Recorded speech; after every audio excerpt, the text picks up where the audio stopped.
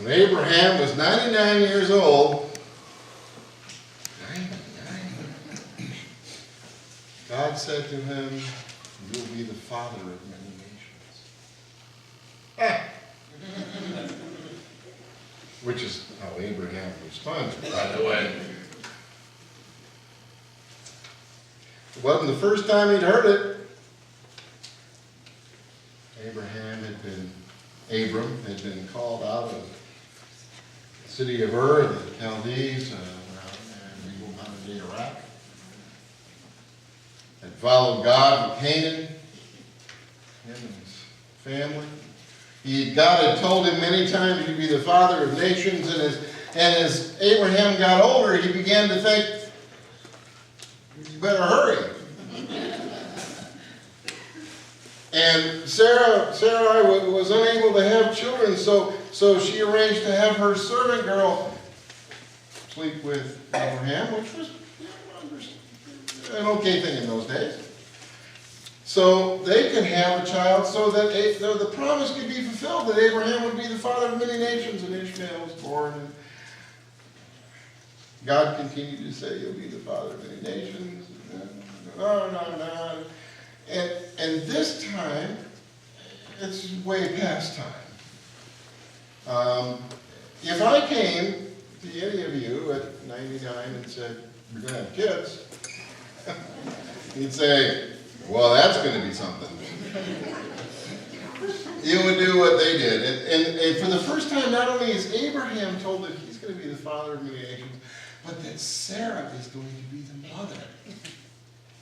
And she's the same age. Now, I don't know how bodies work, and that doesn't happen. And they knew how bodies work, and they knew that wasn't going to happen, and they laughed. That's right after this text. They laughed. And so the child is named Laughter, Isaac. It does happen. I'm not even going to begin to understand how. It just does. God's promise comes true.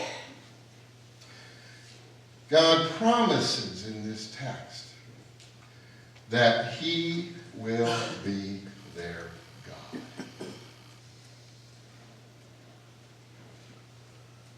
That's quite a promise. In a world where there are gods for every rock and tree and bush around you. But this God that is the Creator, this God is going to be their God.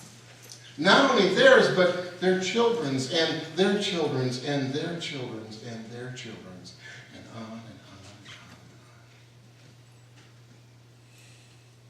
and on. And we understand through our acceptance of Christ that covenant applies to us. Again, this is a covenant it's not an agreement. It's not a deal. It's a promise. It's one-sided. We don't have to do anything. God will still be our God. Now, it certainly makes more sense if we accept that relationship, because then we can be God's people. Whether or not we accept, God still keeps his side of the deal. And it's up to us to keep ours, to be his people. So it really comes down to understanding, really knowing that no matter what we do, no matter what we say, no matter what anything happens, God is still our God. What really matters is our response. Sometimes we respond in a disbelief, like Abraham. You want us to do what? You want us to feed the hungry? You want us to clothe the naked? You want us to visit people in prison? You want us to do a lot of stuff we don't want to do.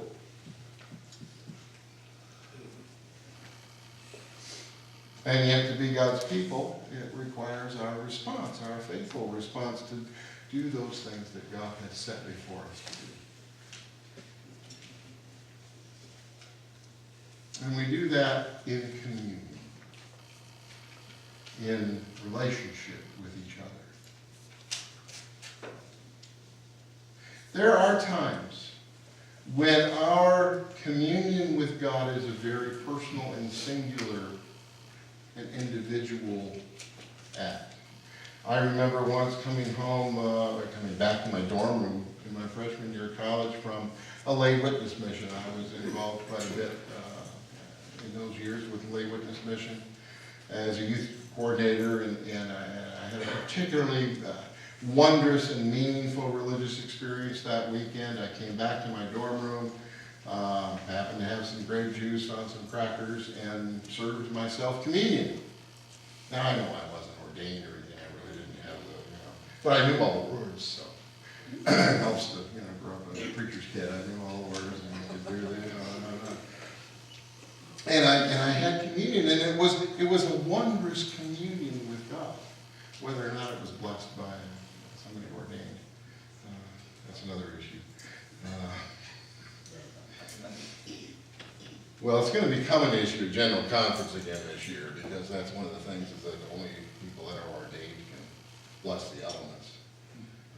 Because we do have a lot of local pastors that aren't ordained yet that in their parish can do that, and they're going to take that away if it gets voted that way. Which is kind of interesting, considering that at best all of us that are ordained in the United Methodist Church can trace our lineage back to Francis Asbury, who was ordained by Wesley, who didn't really have the authority to do that. So. Yeah. It was a touching moment. It was a wondrous moment of communion with God, of a feeling of oneness. But most of the time, Christianity is a relational community kind of thing. That's kind of involved in the word communion, where two or more are there. I heard somebody once say that being an individual Christian is like being in your own baseball team. I mean, you can go up to the ball diamond, you can throw a ball up and hit it, and you can run around the bases, and you can throw it up in the air and catch it, but it's just not the same. It's not really baseball. And if we try to be Christians on our own without community, that's kind of what it's like. And for the most part, that's true. We commune not only with God, but we commune with each other.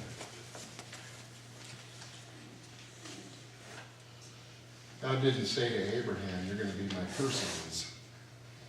He said, you're going to be my peeps. You're going to be my people. Which is understandably plural. And I will be your God. Most of what we do as a church is respond to that call. Respond to that covenant. Respond to that knowledge that God is our God and that we are God's people. By what we do and what we say, by how we act.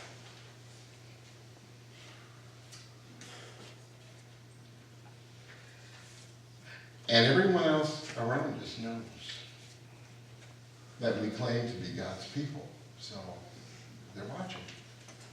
It's scary. But they are. And like going to Grandma's house for dinner, fortunately we get to come to the table and gather around the table together with God in this time of communion that feeds us and sustains us as we move together as one people.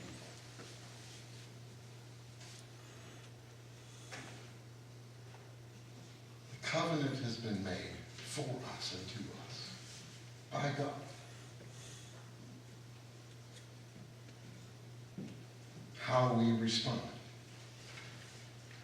makes all the difference in the world.